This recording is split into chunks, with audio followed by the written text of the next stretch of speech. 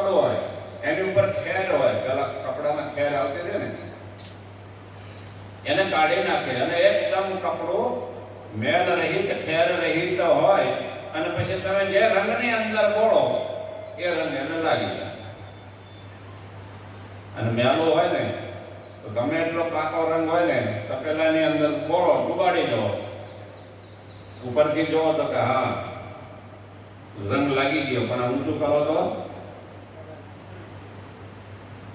રંગ લાગ્યો ન હોય, તપેલામાં જ રહી ગયો.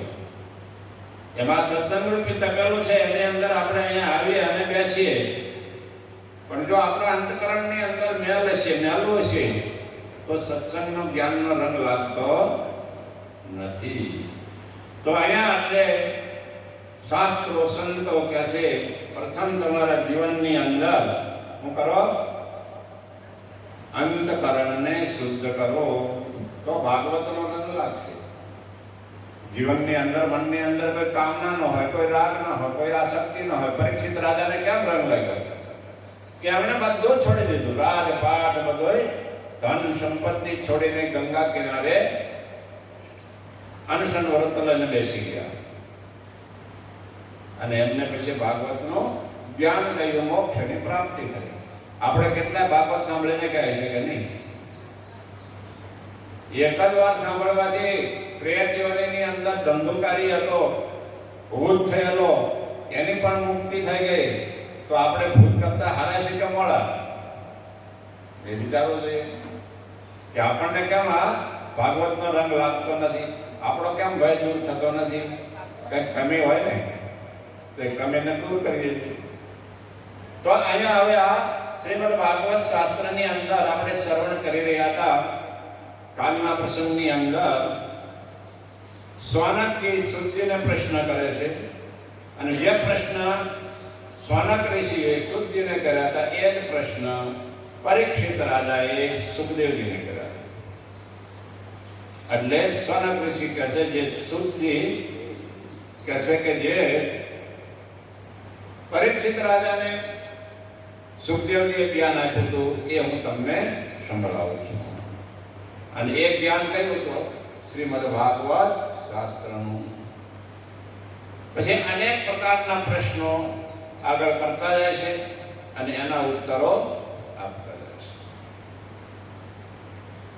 તો ઉદ્ધવજીને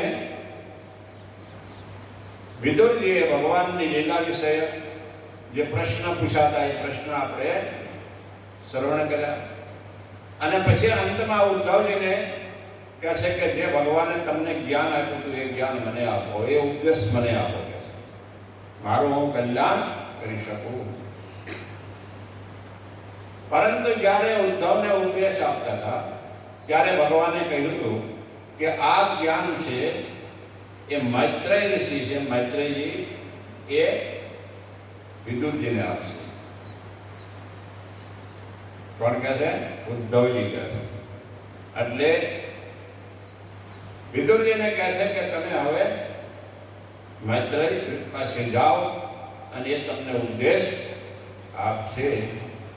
એટલે વિદુરજી પછી ત્યાંથી ઉદ્ધવજી પાસેથી રજા લઈને જાય છે જ્યાં મૈત્રેય ઋષિ હતા ત્યાં. ત્યાં જઈને એમને પ્રશ્ન પૂછે છે. સુખાય કર્મણિ કરોતિ લોકો ન તૈ સુખમ વા અન્યાત ઉપારમં વા વિંદેત ભુજસ્તતયેવ દુઃખમ યદ યત્ર યુક્તમ ભગવાન વદેન્ન.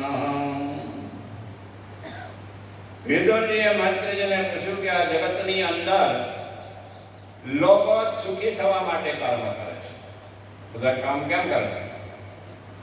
કે આ કર્મ કરું, આ કામ કરું તો હું સુખી થઉં. તો કર્મ કરે છે તે છતાં એને સુખ મળતું નથી, એના દુઃખો દૂર થતા નથી.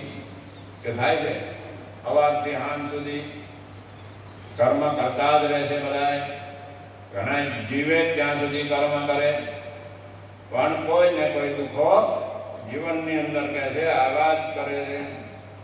તો એનું કારણ શું છે? કે છે એ કૃપા કરીને મને બતાવો. કે છે હું પૂછ્યું? સંસારની અંદર પ્રત્યેક જીવ